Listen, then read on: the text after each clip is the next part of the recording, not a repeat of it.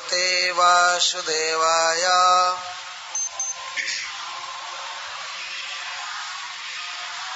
ओम नमो भगवते वासुदेवाय।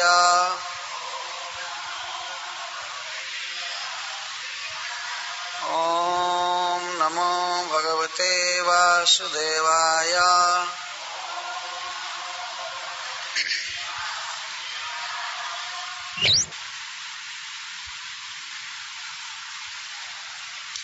श्री शुक उवाच एकदा गृहदासीसु यशोदानन्दगेहिनी कर्मान्तर्नियुक्तासु निर्ममन्थ स्वयं दधि।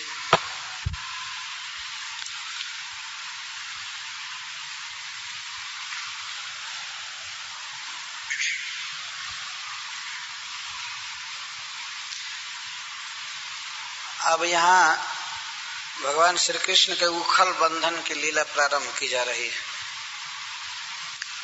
एकदा गृहदासीसु यशोदानंद गेहिनी कर्मांतर नियुक्तासु निर्ममंथ स्वयं दधि।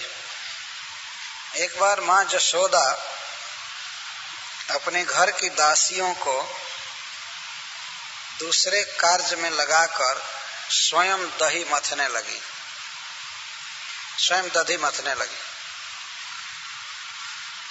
गृहदासीसु कर्मांतर नियुक्तासु। यशोदा के घर में अनेक दासियां थीं जो दधी मथा करती थी, क्योंकि नंद बाबा की 9 लाख गौएं थीं, तो उसमें से कई लाख तो जरूर दूध देती रहती होंगी। तो उन सब का दूध है जमाना, दही बनाना और मथना, इसके लिए बहुत बहुत दासियों की जरूरत है। तो यशोदा की कुछ विशिष्ट दासियां थीं जो कृष्ण की सेवा के लिए थीं,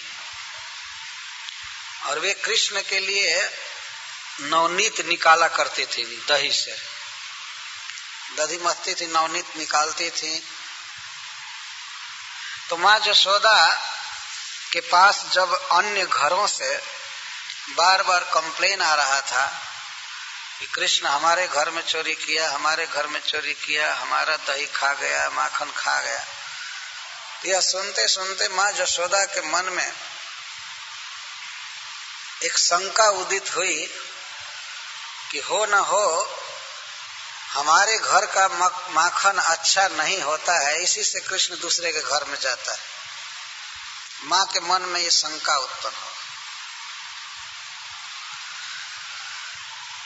हमारे घर का दही अच्छा नहीं जमता है या मक्खन अच्छा नहीं होता है, इसी से दूसरे के घर में जा रहा है, नहीं तो हमारा बच्चा दूसरे के घर में क्यों जाएगा। माँ को यह पता नहीं था कि उनका बच्चा दूसरों के प्रेम के कारण जाता है, माखन के कारण नहीं जाता है। लेकिन सहज ही हितैषिणी होने के कारण माँ के हृदय में ये शंका हो गई। तो उसने सोचा कि अपने हाथ से स्वयं ही दही जमा करके और खूब सुंदर माखन निकाल करके खिलाऊंगी, और रोज ऐसा करूंगी, प्रतिदिन ऐसा करूंगी, तो इससे हो सकता है मेरे बच्चे की चोरी छूट जाए, वो दूसरे के घर में चोरी न करे। तो माँ यशोदा एक दिन स्वयं दही मथने लगी। निर्ममंथ स्वयं दधी, स्वयं दधी निर्ममंथ, स्वयं दही मथने लगी। यशोदा एक रानी है, एक रानी के लिए दही मथना ये स्वाभाविक काम नहीं है, लेकिन नंद महाराज की गेहिनी नंदरानी होने के बावजूद भी ये दही मथने लगी। एकदा, संस्कृत में दा का अर्थ होता है समय, काल। तो सर्वदा, एकदा, जदा, कदा। दा माने समय, एकदा माने एक समय, जदा माने जिस समय, कदा माने किस समय, सर्वदा माने सब समय। तो एकदा का अर्थ एक समय, एक दिन माँ यशोदा स्वयं दही मथने लगी। तो यहाँ प्रश्न होगा कि अन्य दही मथने वाली जो दासियां थी वो क्या कर रही थी? तो कर्मांतर नियुक्ता, कर्मांतर, दूसरे सेवा में लग गई। उनको माँ ने कहा कि तुम लोग दूसरा काम कर लो, कृष्ण के लिए जो माखन निकालना है वो मैं निकालूंगी। वे बेचारी पूर्ण आनंद के साथ और पूरा परिश्रम करके अच्छा माखन निकालती थी, लेकिन माँ को ये संदेह हो गया कि अच्छा माखन नहीं निकल रहा है, इसलिए वो स्वयं दही मथने लगी। यहाँ एकदा से तात्पर्य है कार्तिक महीने की दीपावली। जो कार्तिक महीने में अमावस्या आती है उसको दीपावली कहते हैं। उसी दिन कृष्ण को बांधा गया था, उसी दिन वे दही का भांड बर्तन फोड़े थे। एकदा से तात्पर्य जो अमावस्या से है, दीपावली के दिन, जिस दिन माँ जसोदा अपने पुत्र के लिए माखन दही मह रही थी। भगवान श्री कृष्ण की बहुत सी लीलाएं शरद काल में हुई हैं। रास लीला भी शरद काल में, गोवर्धन धारण भी शरद काल में, उखल बंधन शरद काल में, चीर हरण तो खैर हेमंत काल में हुआ था। इन बहुत सुंदर सुंदर लीलाएं शरद काल में होती हैं। वर्षा काल के बाद शरद काल आता है। तो श्री कृष्ण की चोरी को रोकने के लिए,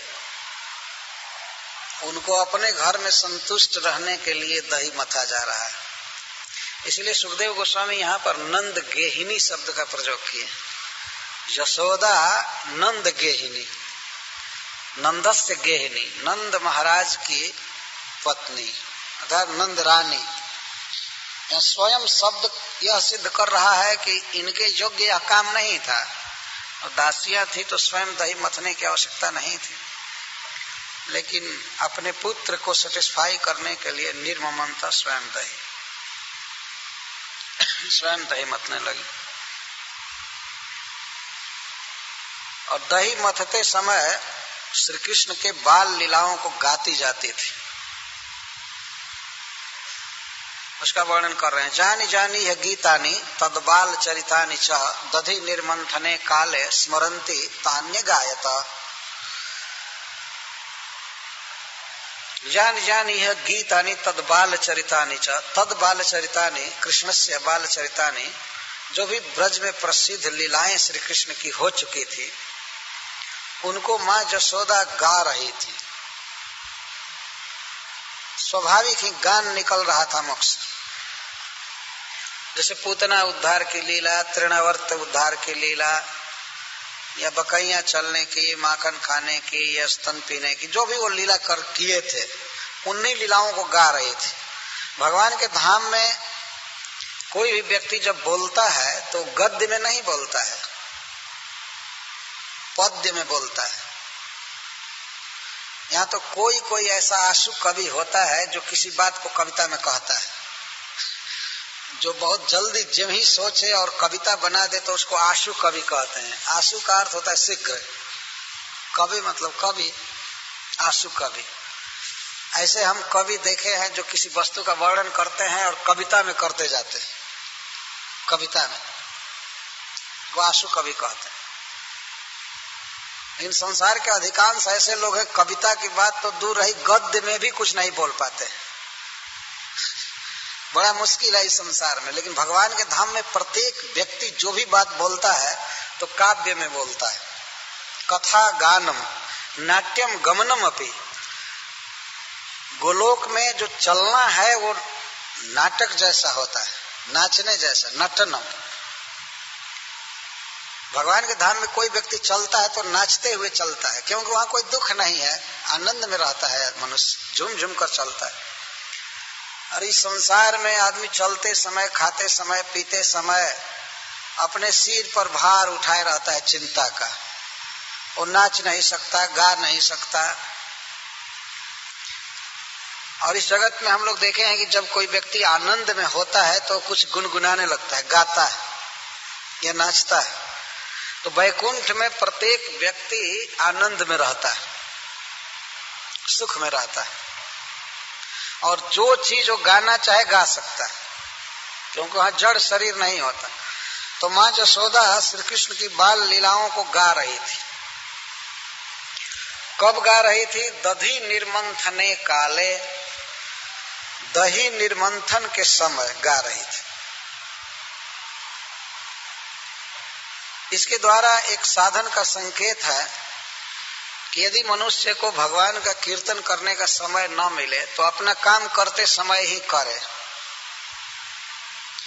हरे कृष्णा कृष्ण कृष्ण हरे हरे, हरे राम राम राम हरे। तो माँ यशोदा भगवान कृष्ण की सेवा करते समय गा रही।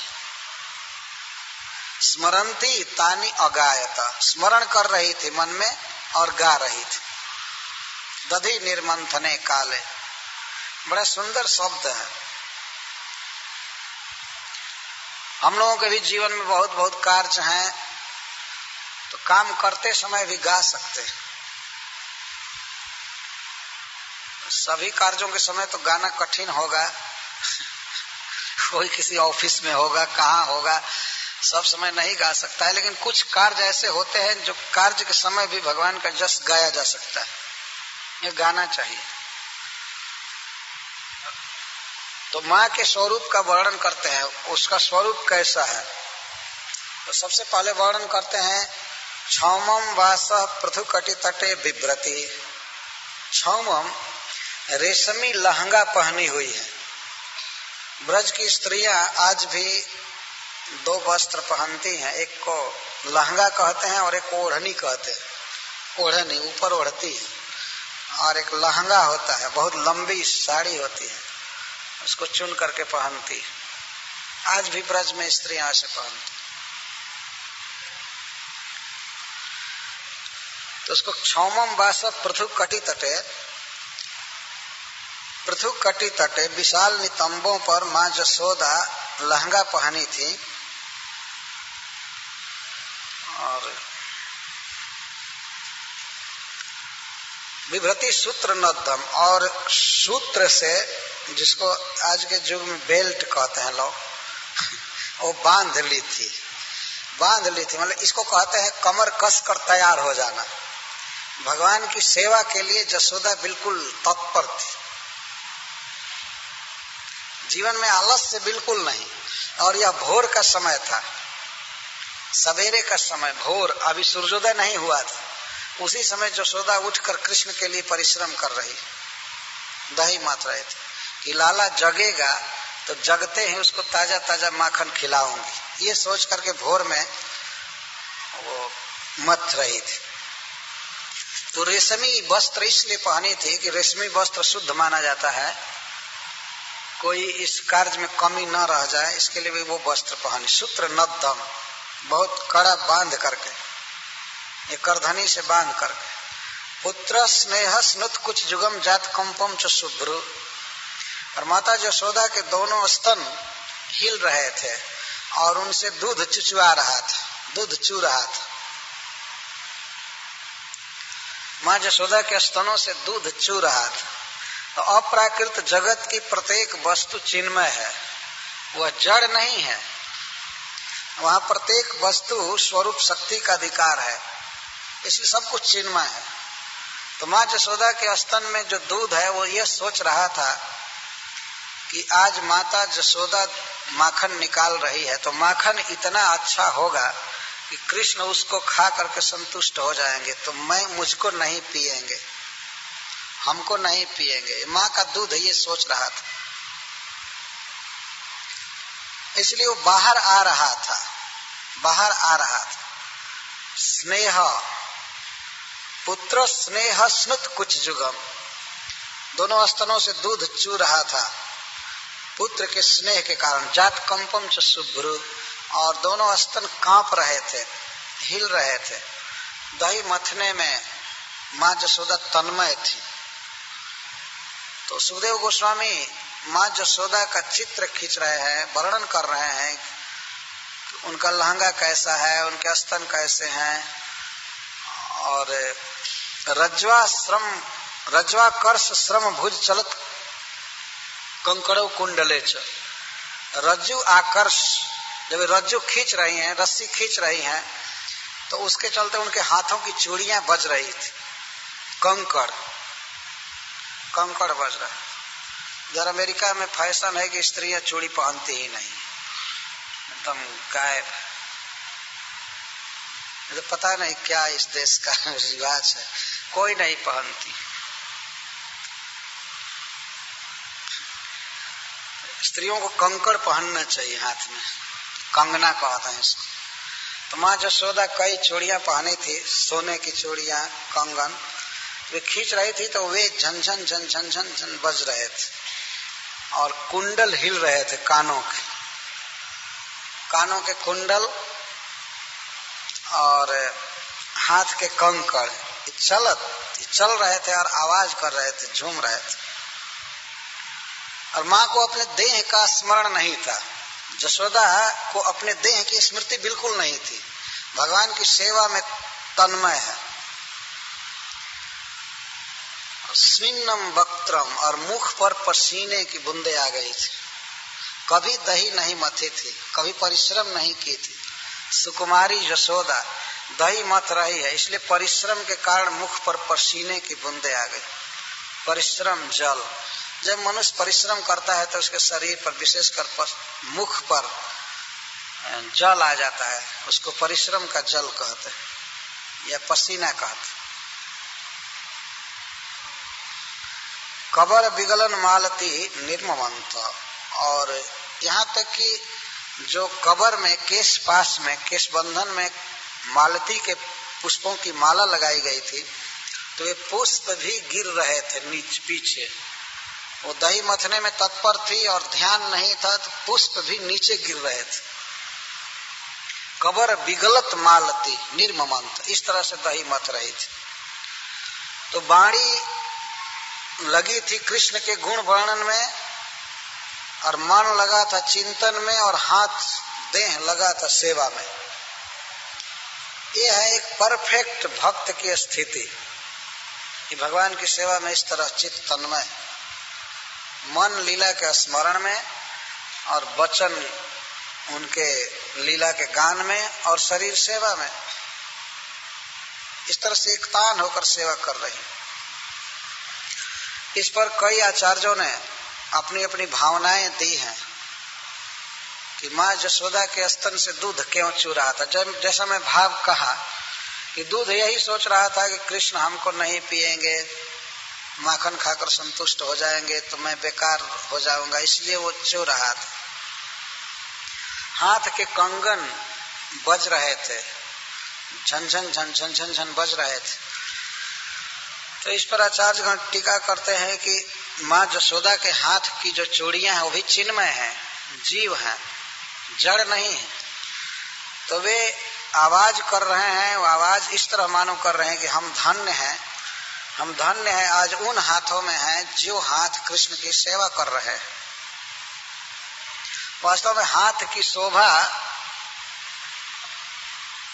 केवल गहना लगाने से नहीं होती है। कुछ लोग समझते हैं अपने शरीर में बहुत गहना लगा लेंगे, आभूषण लगा लेंगे तो हम सुंदर लगेंगे। हाथ की शोभा भगवान की सेवा से होती है। जब तक हाथ में कर्म करने की शक्ति है तब तक भगवान की सेवा करनी चाहिए, कान से सुनना चाहिए।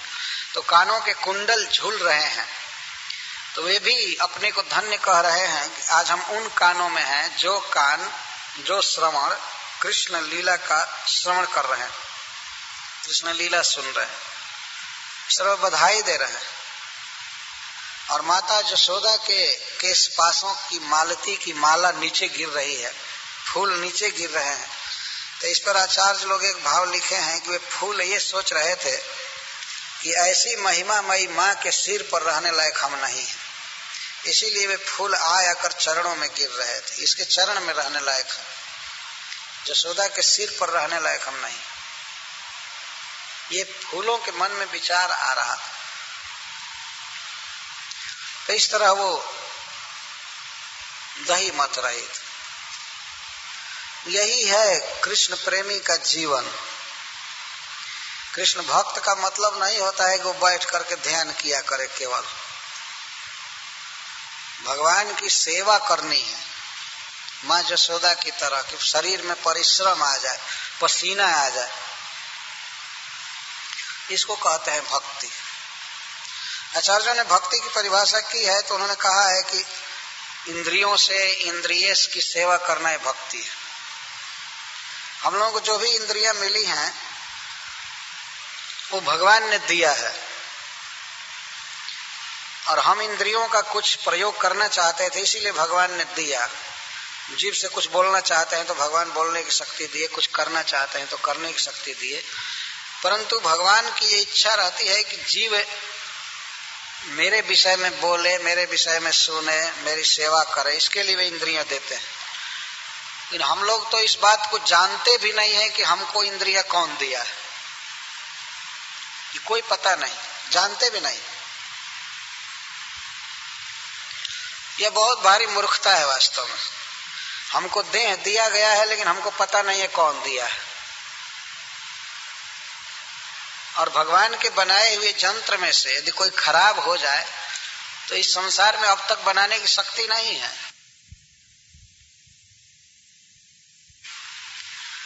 और कोई भी आंख खराब हो जाए तो आंख बनाई नहीं जाती है,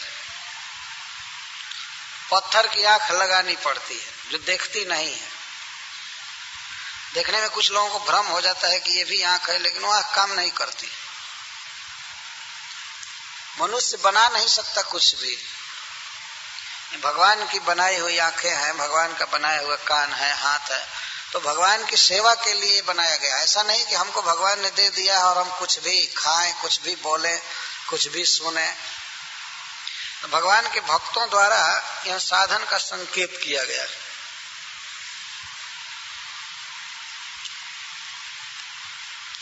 तो माँ यशोदा इस तरह कृष्ण के सेवा में तत्पर हैं, लगी हैं। तो माँ जब इस प्रकार सेवा में लग गई तो भगवान श्री कृष्ण की नींद खुली। ताम स्तन्य काम आसाद्य मथनंतिम जननीम हरि गृहीत्वा दधिमंथानम निषेधत प्रीतिमावहन।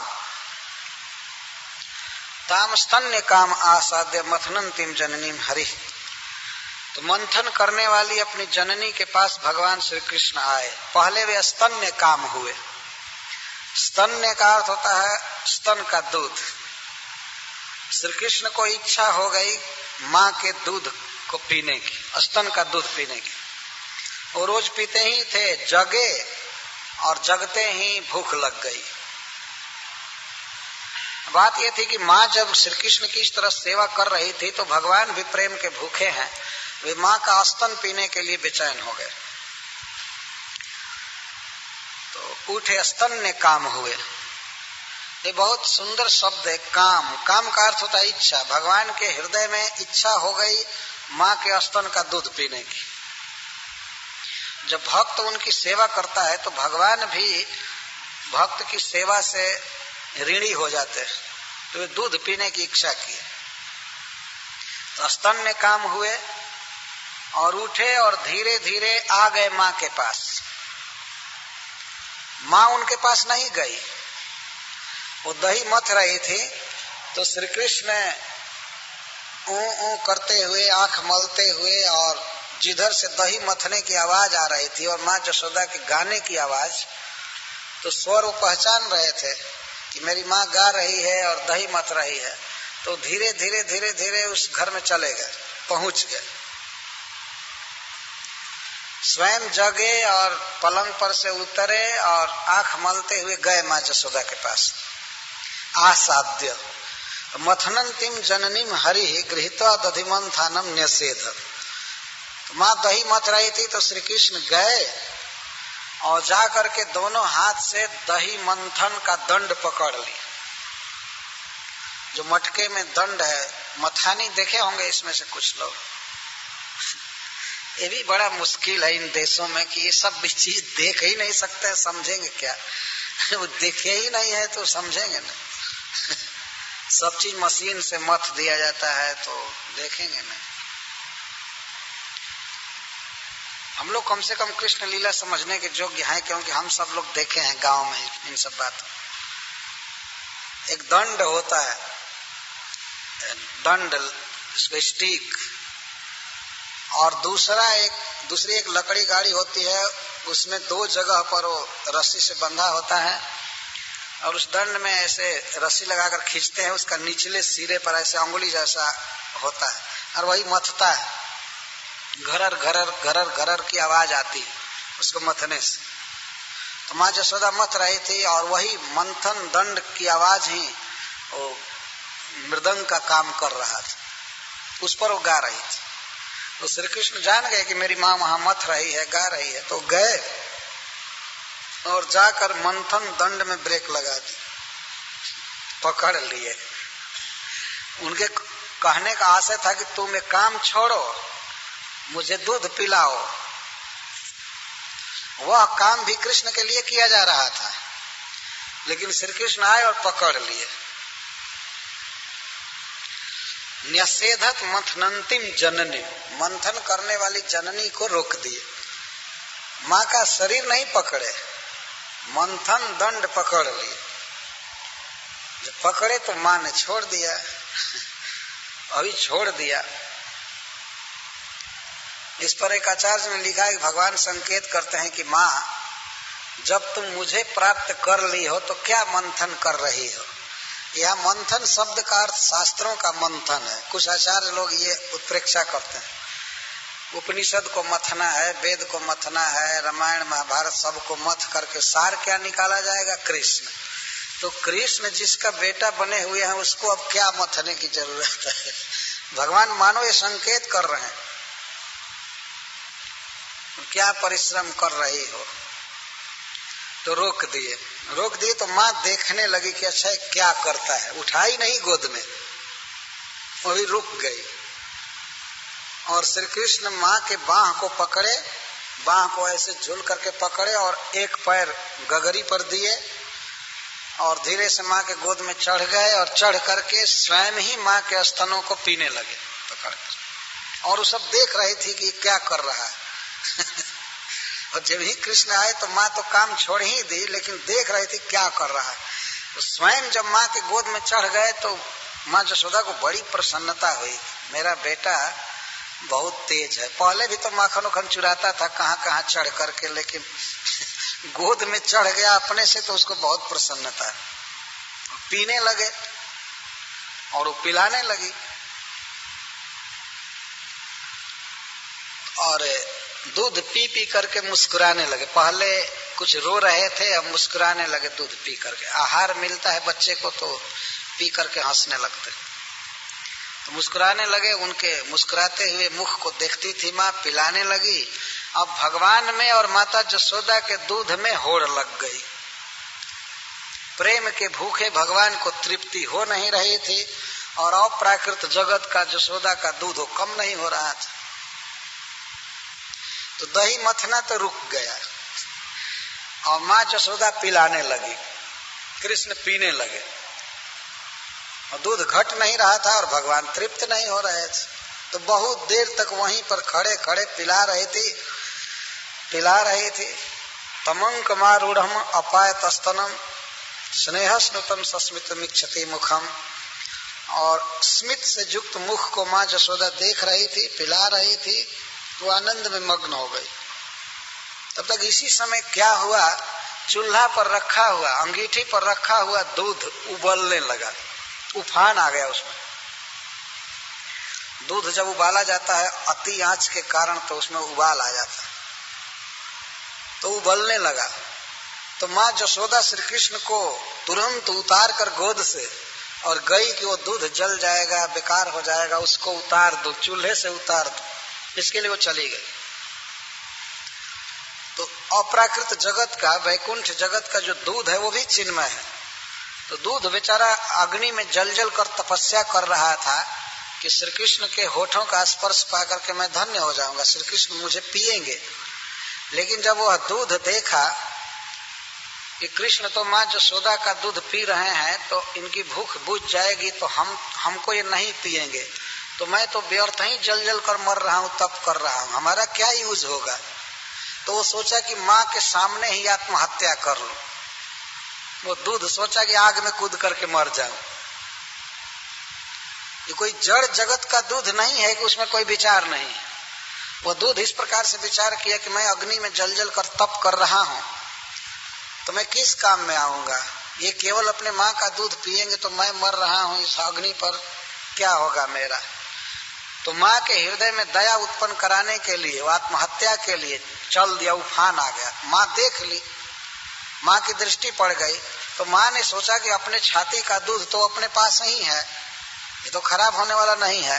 ये कृष्ण के लिए पद्मगंधा गाय का दूध औंटा जा रहा था, तो उसको तो बचा लो, कुछ देर के बाद कृष्ण उसको पिएगा।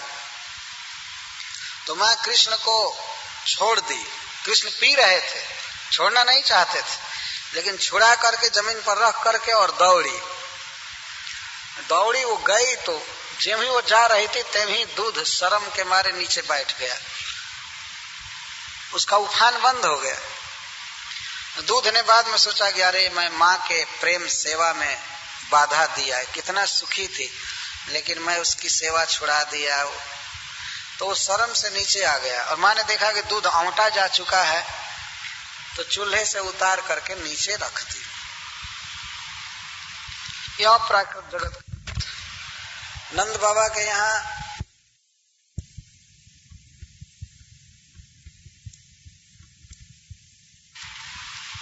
यह प्राकृत जगत का दूध।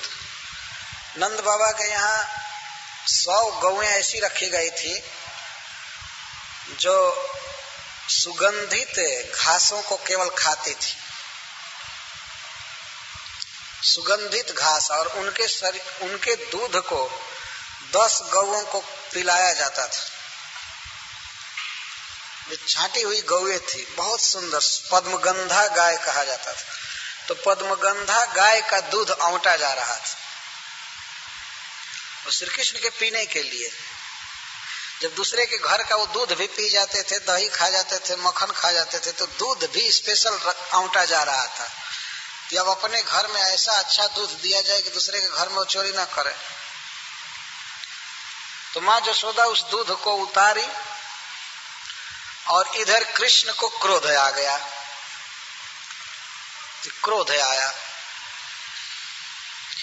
आ गया कि ये क्यों मुझे बिना तृप्त किए और चल दी। मेरा कोई ध्यान नहीं रहा, मैं अपना धाम छोड़कर इसके गोद में आया हूं, ये मेरी माँ है और मेरे तृप्ति का ध्यान नहीं रखती है। बताओ, थोड़े से दूध की रक्षा के लिए हमारा तिरस्कार करके चल दी। तो श्री कृष्ण में क्रोध आ गया, संजात रोष, संजात कोप, स्फुरिता धर्म, संदस दद्भिर दधिमंत भाजनम भीत्वा। क्रोध उत्पन्न हो गया। पहले आप देखिए, कृष्ण के लिए कहा गया काम उत्पन्न हो गया, स्तन्य काम। भगवान प्रेम के भूखे हैं, उनमें कोई कामना नहीं है, लेकिन भक्तों के प्रेम को भोगने के लिए उनमें दिव्य काम उत्पन्न होता है। माँ के स्तनों के दूध की कामना, और कामना जब विफल हुई, पूर्ण दूध पीने को नहीं मिला, तो क्रोध हो गया। यह दिव्य क्रोध है, हम लोगों जैसा क्रोध नहीं है। तो संजात कोप स्फुरिता रुणाधरम संदस्य दद्भिर दधिमंत भाजनम भीत्वा। इतना क्रोध उत्पन्न हुआ कि छोटा छोटा होठ, अधर कांपने लगा क्रोध से ओठ कांपने लगा, और इसके बाद अपने छोटे छोटे दांतों से अपने ओठों को दबाए। क्रोध में आदमी अपने दांतों से अपना अधर दबाता, तो अधर दबा लिया, स्फुरित अधर, ओठ कांप रहे थे क्रोध के मारे। वाह रे वाह, मेरा ध्यान नहीं रखती है, मेरी तृप्ति और तृप्ति का विचार किए बिना हमको भूमि पर रख कर चल दी दूध बचाने के लिए, तो मैं इस घर को बर्बाद कर दूंगा, इस घर में कुछ भी नहीं रहने दूंगा। बच्चे भी कभी कभी इस तरह क्रोध करते हैं। तो दांतों से ओठों को दबाए, लाल लाल ओठ थे, स्फुरित अरुण अधरम, अरुण अधर को दद्भि दांतों से दबाए, और वहीं पर धीरे से देखने लगे कि कोई पत्थर है कि नहीं। तो मसाला पीसने वाला एक पत्थर था। देख, माँ उधर गई है, बहुत जल्दी में वो उठाए और बारीकी से नीचे मार दिए। उसमें कि आवाज न आने पावे, माँ न सुने। बड़ी कुशलता पूर्वक आर्ट के साथ मारे और वो फूट गया। जो दही मथा जा रहा था वो फोड़ दिए। जो दही इनके लिए मथा जा रहा था, कृष्ण के लिए मथा जा रहा, ये फोड़ दिए भित्तवा। और झूठ मूठ के मिथ्या आंसू आंख में भर करके और गए और बासी माखन खाने लगे दूसरे जगह। इनके कहने का आशय था कि तुम मेरे मुझ पर ध्यान नहीं दे रही हो, मुझे नहीं पिला रही हो दूध, तो मैं घर के सामान को बर्बाद कर दूंगा और बासी भोजन करूंगा, बीमार पड़ूंगा, तब तुम मथुरा अस्पताल में हॉस्पिटल में ले जाओगी, तुम्हारा धन लगेगा, तब तुमको पता लगेगा। अब मैं बीमार होऊंगा। मानो इस तरह से दिखा रहे थे।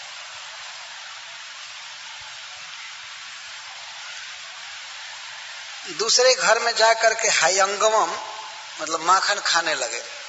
ताजा माखन इसके लिए निकाला जा रहा था, कृष्ण के लिए, और इसको बर्बाद कर दिए। तो फोड़ दिए, सारा दही बह गया, नीचे बह गया। और वो गए दूसरे घर में, गए तो भगवान श्री कृष्ण उस दही पर ही चल करके गए, तो उनके पैरों के छोटे छोटे छाप पड़ गए, चरण चिन्ह पड़ गए दही से युक्त। उनको ये बुद्धि नहीं थी कि हम दही जहां नहीं है वहां से भागे, तो दही पर से ही भागे। और चरण चिन्ह बता रहे थे कि ये महाशय किस घर में गए। और वहां जा करके उखल को उल्टा करके उस पर चढ़ करके और माखन खा रहे थे। झूठ मूठ के खा रहे थे, खा नहीं रहे थे, वास्तव में दिखा रहे थे कि मुझको बहुत भूख है, मैं मर गया भूख के कारण, और मुझे दूध नहीं पिला रही, ये अपना दूध बचाने दौड़ रही है, तो बचाओ, दूध बचाओ, मैं इधर ये सब समाप्त कर रहा। और घर में जो जमा है माखन उसे भी नहीं रहने दूंगा। जो मथा जा रहा था वो तो बर्बाद कर ही दिया, और जो रखा हुआ था माखन सीके पर उसको बंदरों को बांट रहे थे। पता नहीं बंदर भी कहां से उतना जुट गए, सबको बांट रहे थे माखन, घर में कुछ भी नहीं रहने देंगे। इस तरह से नटखटपना दिखा रहे। तो माँ जसोदा जब दूध को उतार करके आई तो देखी कि ये दही का मटका फूटा हुआ है। तो माँ को यह समझते देर नहीं लगी कि ये किसका काम है। अगर कृष्ण वहां रहता तो जान जाते कि ये नहीं किया है, किसी कारण से कुछ चीज गिर गया होगा या जैसे तैसे फूट गया होगा, ऐसा अनुमान करते। लेकिन कृष्ण वहां नहीं था तो समझ गए कि अपराधी फरार हो गया है। ये भागा है यहाँ से, वो समझ गई। और दही के ऊपर से होकर भागे थे, छोटे छोटे चरण के चिन्ह बने हुए थे, वो समझ गई। तो माँ जसोदा को दही का मटका फूटने से कोई दुख नहीं हुआ, वो हंसने लगी। और कृष्ण की चतुराई पर और प्रसन्न थी कि कितना चतुर है, कितना बुद्धिमान है, ऐसे फोड़ा की आवाज भी नहीं आई और ये बर्बाद भी हो गए। बड़ा कुशल है मेरा लड़का, मेरा बच्चा बड़ा कुशल है, बड़ी चतुराई से फोड़ा है। लेकिन अब माँ भी उसी के अनुसार अब सोची कि आज इसको दंड देना चाहिए, दंड देना चाहिए, नहीं तो इसका मन बिगड़ जाएगा और ये बहुत बर्बाद करेगा घर के धन को। आज मटका फोड़ा, कल कुछ फोड़ेगा, कल कुछ करेगा। तो इसके बाद वे चली, चरण चिन्ह के सहारे चली और एक जगह से छिप करके देखने लगी कृष्ण को। तो सुखदेव गोस्वामी वर्णन करते हैं कि उलू खलांघरे रूपरी व्यवस्थितम मरकाय कामम ददतम सिचिस्थितम। माँ जसोदा ने देखा छिप करके कि उखल को उल्टा कर लिया है और उसके ऊपर चढ़ गया है और छींके पर, शिखर पर रखे हुए माखन को बंदरों को दे रहा है। और कितना कामम जथेष्टम, जितना जो भी बानर खा सकता था उतना दे रहा है, उतना दे रहा, और वो भी सब खा रहे थे जुट जुट करके बानर। एक आचार्य कहते हैं कि भगवान अपने श्री राम अवतार में बानरों को फ्री लड़ाए थे लंका में, कोई वेतन नहीं दिए थे। तो वही सब वेतन यहाँ पर चुका रहे हैं। बानर जुटे और उनकी सेवा कारण उनको दे रहे हैं। जो भी हो, इस तरह लीला चिंतन होता है। लेकिन वास्तव में भगवान श्री राम बानरों को वेतन दे रहे थे, सभी को दिए थे। सब तरु फरे राम हित लागे, ऋतु और कुरुत काल गति त्यागे। भगवान राम की इच्छा से वन के जितने वृक्ष थे सब फल रहे थे, ऋतु और कुरुतु का नियम त्याग दिए थे, और बानर सब खा रहे थे, फर्स्ट क्लास का फलाहार कर रहे थे। बानर फल खाते ही हैं, तो भोजन तो मिला ही। और लंका में जब रावण मारा गया तो विभीषण जी ने सारा खजाना बानरों को दे दिया। ये वर्णन है। ऊपर आकाश से जा करके वस्त्र और आभूषण की वर्षा किए, और जितना आभूषण जो भी बानर ले सकता था लिया। 2-3 महीने केवल वो लोग थे सेना में, लेकिन कई वर्षों का वेतन जो होना चाहिए भगवान ने दे दिया। भगवान ऐसे नहीं कि किसी से काम करा करके और कुछ न दे। भगवान ने पूरा पूरा रत्न खजाना सब कुछ दे दिया कि ले जाओ अपने घर। अयोध्या कुछ भी नहीं ले गए। लंका से वे अयोध्या के लिए एक पैसा भी नहीं ले गए, केवल विमान ले गए और बाद में लौटा दिए।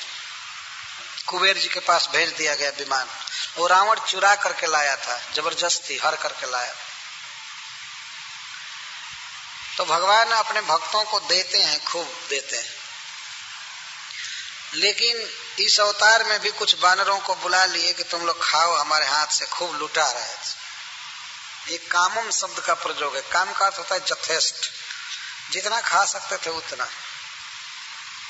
तो माँ यशोदा जब देखी ये बानरों को माखन बांट रहा है, और चौर्ज विसंकित क्षणम, चोर की तरह भयभीत आंखों से देख रहे थे इधर उधर, ऐसे माखन बांट रहे थे और देख रहे थे भयभीत आंखों से। वो तो जानते थे कि वो तो आएगी ही, दूध उतार करके आएगी, देखेगी दही का मटका फूटा हुआ है तो मारेगी।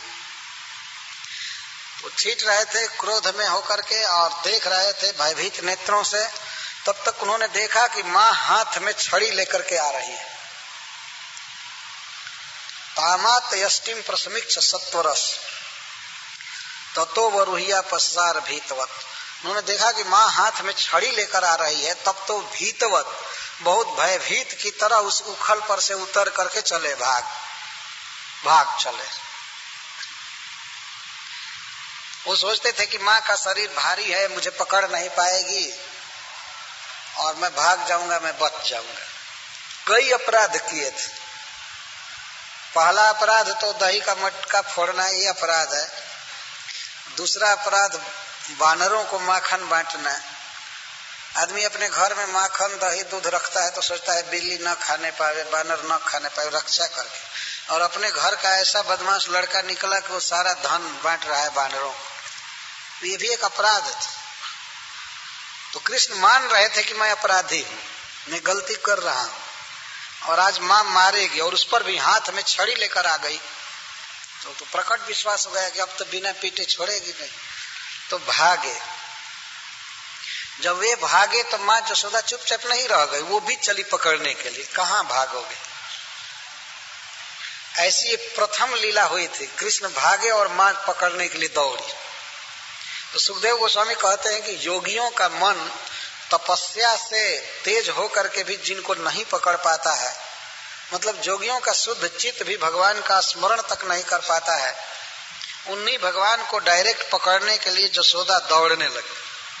और कृष्ण तो पहले अपने घर में भागे, इस घर में उस घर में, इस घर में उस घर में भाग रहे थे। इसके बाद अपने घर से निकलकर गली में चल दिए, सड़क पर भागे तो माँ यशोदा उधर भी दौड़ रही थी और हाथ में छड़ी लिए दिए। कहाँ जाएगा, कहाँ जाएगा? और सब लोग तमाशा देख रहे थे, क्या हो गया यार, क्या कर दिया, क्यों पकड़ रही हो? लेकिन माँ यशोदा मान नहीं रही थी। बच्चा तो बहुत फुर्तीला था, वो भाग रहा था। माँ का शरीर भारी था, पसीने से लथपथ हो गई पकड़ने में, दौड़ने में।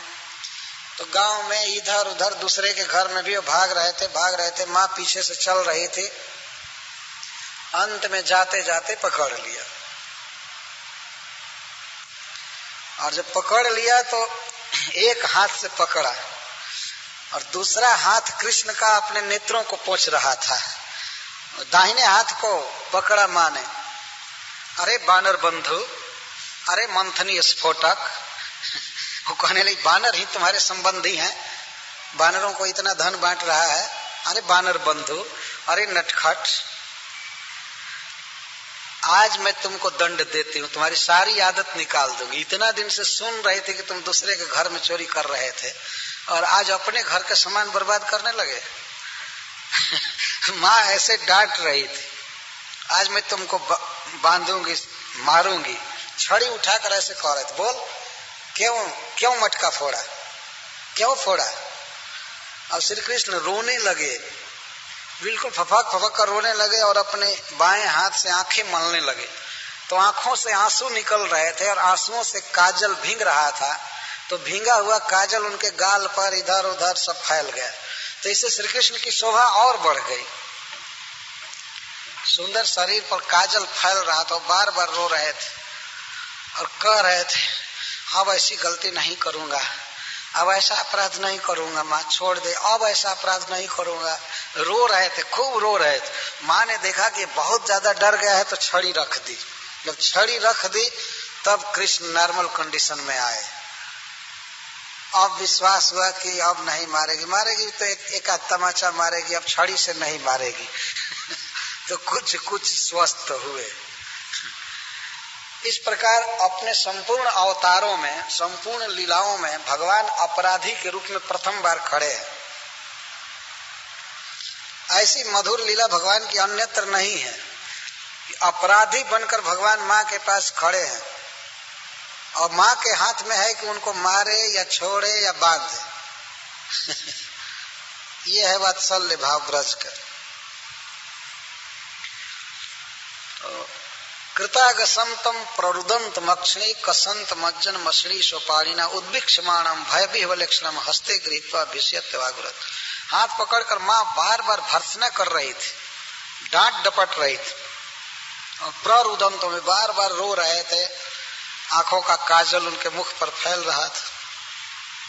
तो माँ ने देखा कि बहुत भयभीत हो गया है तो छड़ी फेंक दी, क्योंकि सुखदेव गोस्वामी कहते हैं अर्भक वत्सला, कुछ भी हो यशोदा अपने पुत्र के प्रति बहुत वत्सला थी। तो उसने देखा कि बहुत भयभीत हो गया है तो छड़ी फेंक दी। लेकिन छड़ी फेंकने के बाद भी मारी तो नहीं, पीटी नहीं अपने बच्चे को, लेकिन बांधने का प्रयास करने लगी, बांधने लगी। और उस तरह का दही केवल एक ही मटका में नहीं था, और भी कई मटकों में दही था। तो माँ यशोदा ने सोचा कि इस समय ये भयभीत हो गया है, अगर ऐसे छोड़ दूंगी तो ये कहीं भाग जाएगा जमुना के तट पर इधर उधर बिना खाए पिए, तो इसको बांध करके रख लूं, इसके बाद जो दही मथना है दूसरे मटके का उसको मथ लूं, इसके लिए माखन निकाल लूं, इसके बाद मना लूंगी। इसके लिए वो बांधना चाहती थी। कभी कभी कृष्ण भाग जाते थे इधर उधर तो घंटों जोहना पड़ता था, और आज तो मारने के लिए दौड़ी थी, हैरान की थी, इसीलिए माँ को डर हो गया कि आज भाग जाएगा घर से, बहुत तंग करेगा, इसलिए इसको बांध कर रख लेना चाहिए। बांध करके रख लूंगी, इसके बाद दही मथ लूंगी, सब भोजन तैयार हो जाएगा तो खिला दूंगी लाला को, सो खिला दूंगी, संतुष्ट करूंगी, फिर दूध पिलाऊंगी। तो बांधना चालू की। ये सकिलतम बद्धुम दामना अतद वीर्ज कोविदा, अतद वीर्ज कोविदा। श्री कृष्ण के प्रभाव को, ईश्वरताई को, ऐश्वर्य को माँ यशोदा नहीं जानती थी। वो ये नहीं जानती थी कि ये भगवान है, तो उनको बांधने चली। यहाँ पर वीर्ज शब्द दिया गया है। संस्कृत में वीर्ज शब्द का बहुत सुंदर अर्थ होता है। वीर्ज का अर्थ होता है किसी वस्तु का प्रभाव। जैसे जहर है विष, विष का वीर्ज है मार देना, जान से खत्म कर देना, इसको विष का वीर्ज कहते हैं, प्रभाव। या अमृत का वीर्ज है अमर कर देना। तो भगवान के कुछ प्रभाव हैं, उनका अपना कुछ विशिष्ट प्रभाव होता है। तो उस प्रभाव को माँ यशोदा नहीं जानती थी। वो नहीं जानती थी कि ईश्वर हाँ ये इनका न आदि है, न अंत है, न बाहर है, न भीतर है, इनको बांधना असंभव है, बांधा नहीं जा सकता। लेकिन माँ यशोदा तो जानती थी कि ये बच्चा है, हमारा बच्चा है, इसको बांध करके रखूंगी, तो बांधने का प्रयास करने लगी।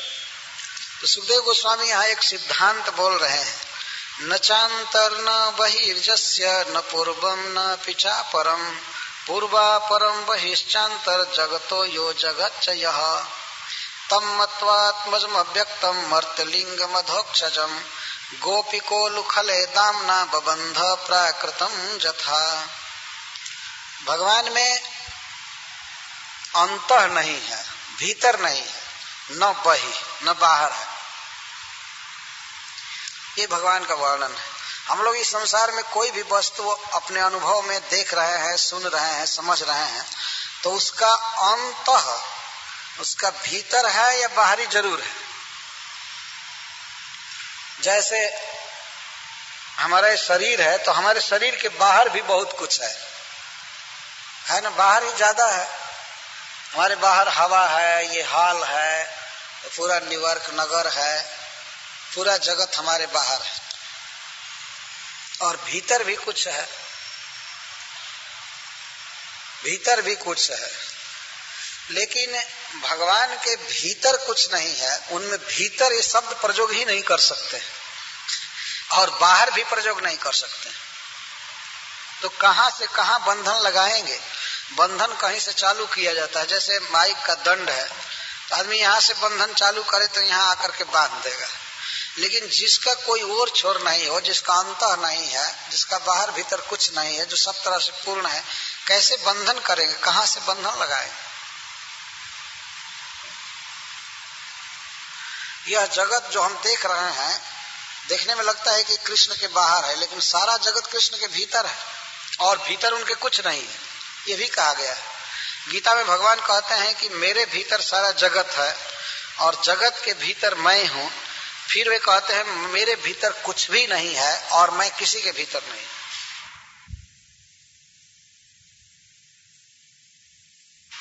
कहां से बंधन लगाएंगे? भगवान जब संधि दूत बनकर गए हस्तिनापुर में, तो दुर्योधन उनको बांधना चाहता था। पहले वो रिक्वेस्ट किया कि आप हमारे समधी हैं, भोजन कीजिए, इसके बाद बातचीत होगी। भगवान ने साफ कह दिया, मैं समधी बनकर नहीं आया हूं, मैं महाराज युधिष्ठिर का दूत बनकर आया। मेरा प्रपोजल है, मेरा रिक्वेस्ट है, उसे स्वीकार कीजिए, तब मैं भोजन करूंगा।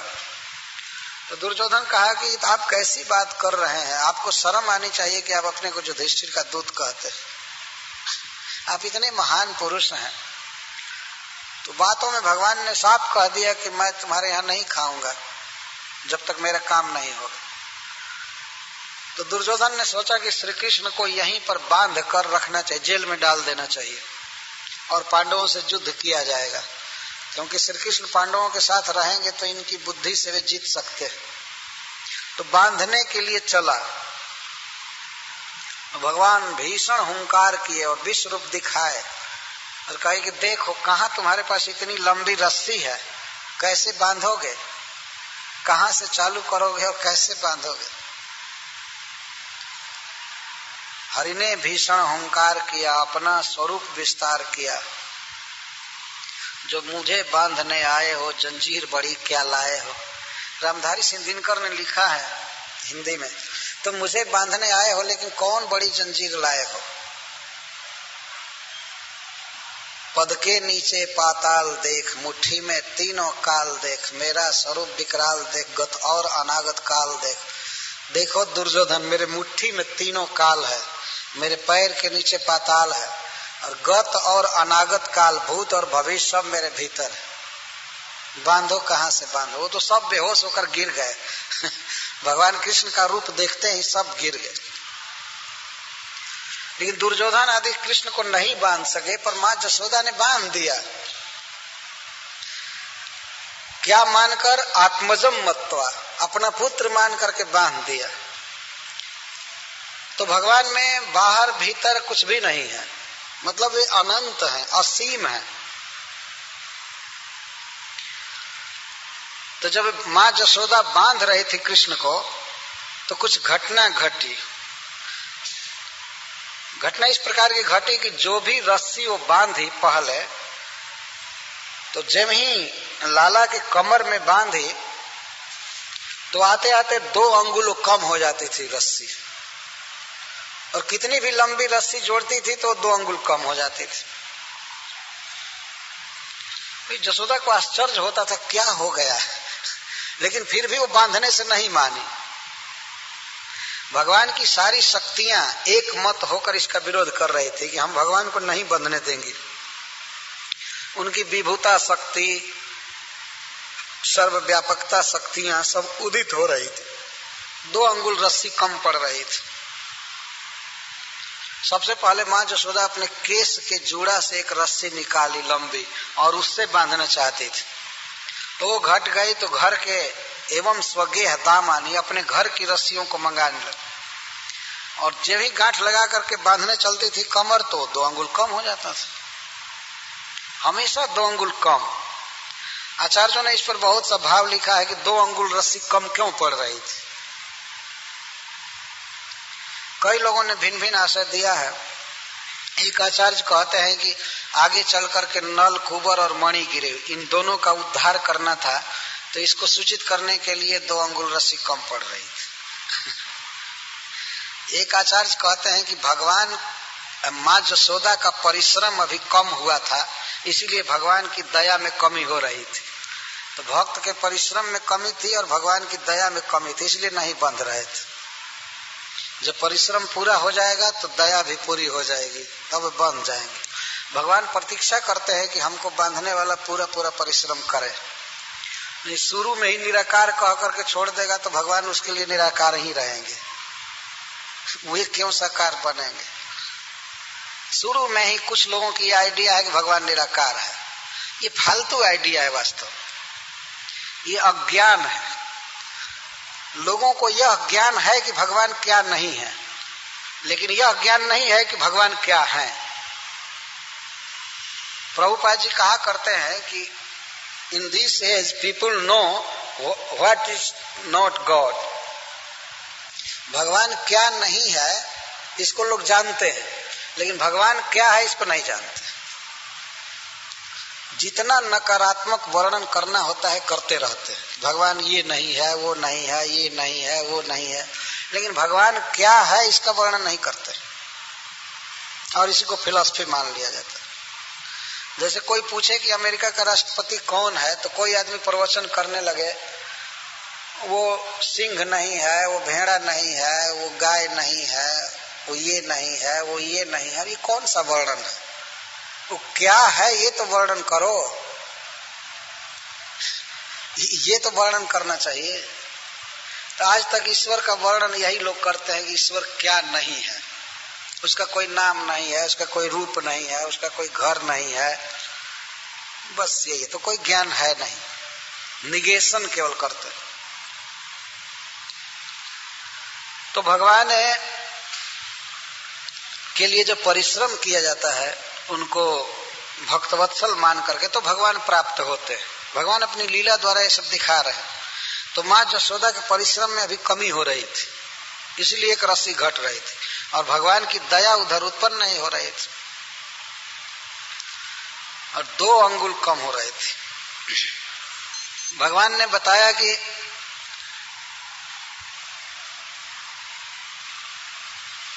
जिसके शुरू में बंधन नहीं है और अंत में बंधन नहीं है, उसके बीच में भी बंधन नहीं हो सकता है।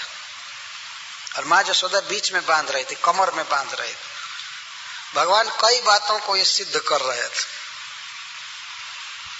जो भी हो, जब रस्सी उठाती थी तो रस्सी कम पड़ जाती थी, तो अपने घर के सभी रस्सियों को जोड़ दी, फिर भी रस्सी कम पड़ रही थी। अंत में दूसरे के घर से रस्सी मांगने लगी, तो गोपियां जुट गई, वहां पर एकत्रित हो गई और कहने लगी कि क्या हो गया है रानी जी, आपके पुत्र के भाग्य में बंधन नहीं लिखा गया है तो छोड़ दीजिए, क्यों हठ कर रही। तो भगवान की सर्वव्यापकता शक्ति कह रही थी मैं बंधने नहीं दूंगी।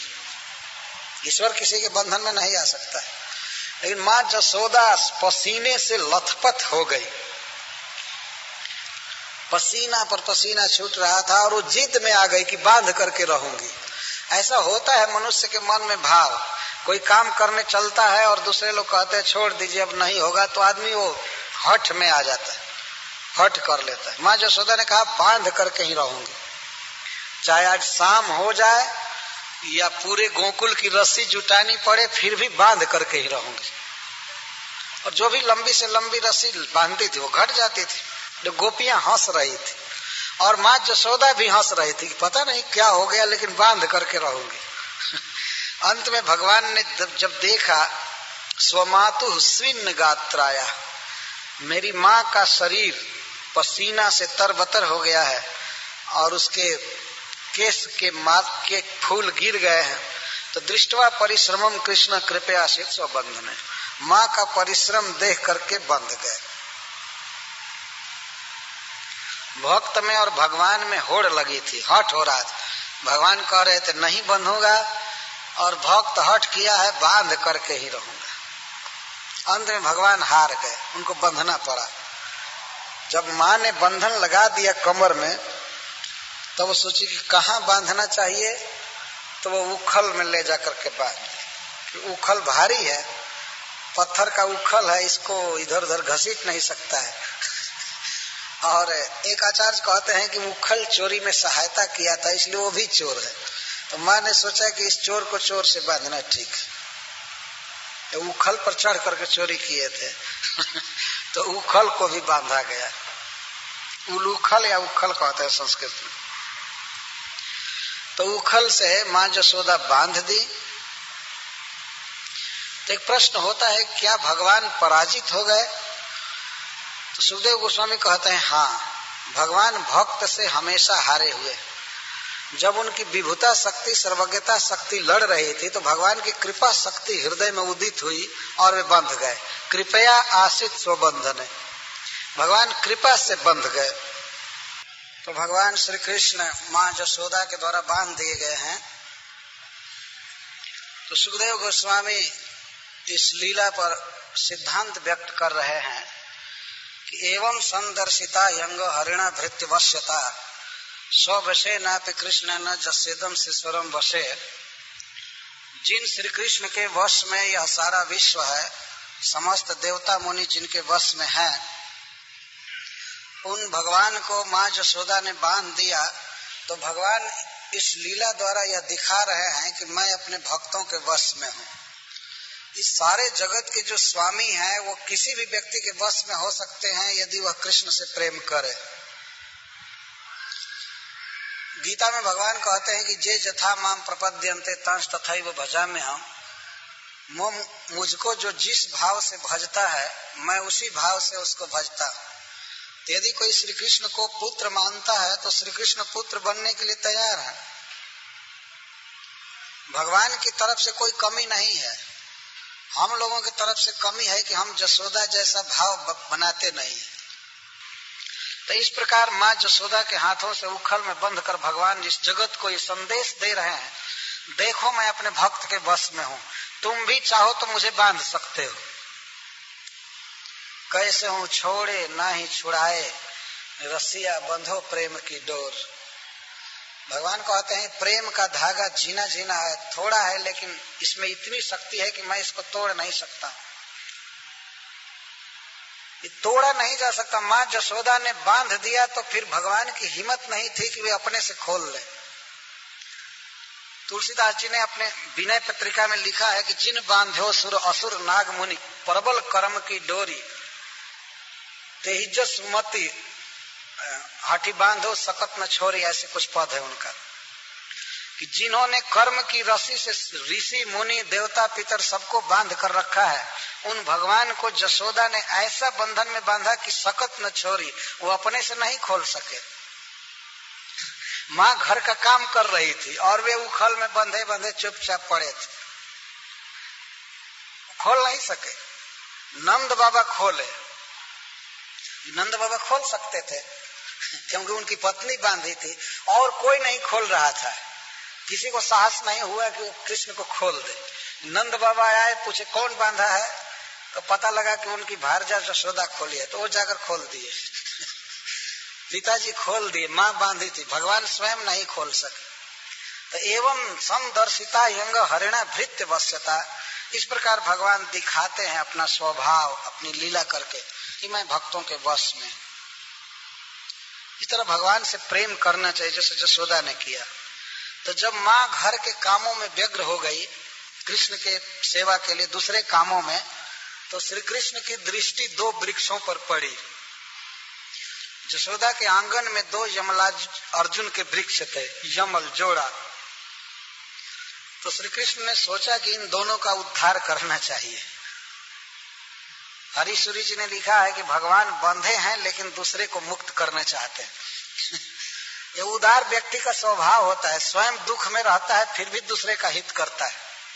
भगवान विपत्ति में है, बंधन में है, लेकिन दूसरे जीवों को मुक्त करने का सोचने लगे। कोई जरूरी नहीं है कि हमारे पास बहुत धन होगा तब हम धर्म करेंगे। धर्म एक विचार है, वास्तव में कम धन से भी धर्म किया जा सकता है। भगवान स्वयं बंधन में है लेकिन उन्होंने सोचा कि इन वृक्षों का उद्धार करना चाहिए, और वे बकैया चलते हुए घसीटते हुए उखल को गए, दोनों वृक्षों के बीच से गुजरे। तो कृष्ण तो पार गए कर गए, लेकिन तिर्यक होकर तिरछा होकर उखल अटक गया, और कृष्ण थोड़ा सा जोर लगाए तब तक चढ़ करके दोनों वृक्ष धराशायी गिर गए। अब सब लोग दौड़े अपना अपना काम धंधा छोड़कर, ये क्या हुआ है बाप, ये बिना आंधी के तूफान के दोनों वृक्ष कैसे गिर गए। कुछ बच्चों ने देखा था कि कृष्ण खींचा इसी से गिरा, तो बच्चे कह रहे थे कि कृष्ण के खींचने से गिरा है। तो दूसरे लोग डांट डपट दे, चुप रहो, इसके खींचने से कैसे गिरेगा। तो वृक्षों के गिरने पर बड़ा अपशकुन जैसा हुआ वहां उन लोगों की दृष्टि में। उसी दिन वो लोग एक मीटिंग किए कि अब इस स्थान को छोड़ देना चाहिए, यहाँ बहुत विपत्ति आ रही है। उस दिन एक पूतना आई थी, तृणावर्त आया था, उस दिन ट्रक उलट गया, वो गाड़ी उलट गई, सकट उलट गया, आज वृक्ष गिर गए, किसी दिन घर ही गिर पड़ेगा। किसी तरह नारायण की कृपा से बच्चा बच रहा है, अब हम लोगों को इसको लेकर कहीं भाग जाना चाहिए। तब वे लोग गोकुल छोड़कर वृंदावन जाएंगे। उपनंद महाराज जो नंद जी के भाई थे, उन्होंने बताया कि ये स्थान छोड़ देना चाहिए। आज भी हम लोग देखे हैं जो लोग गौएं चराते हैं वन में, तो 2-4 साल के बाद वो अपना स्थान छोड़ देते हैं। कहीं बछड़े मरने लगते हैं, कहीं कुछ होता है तो बदलते रहते हैं, या गौएं घासों को चर जाती हैं तो फिर दूसरे स्थान पर जाते हैं। हम लोग देखे हैं, पहाड़ों में घूम घूम कर प्रचार किए हैं। तो नंद बाबा समस्त गोपों के साथ वृंदावन चले गए उसके बाद।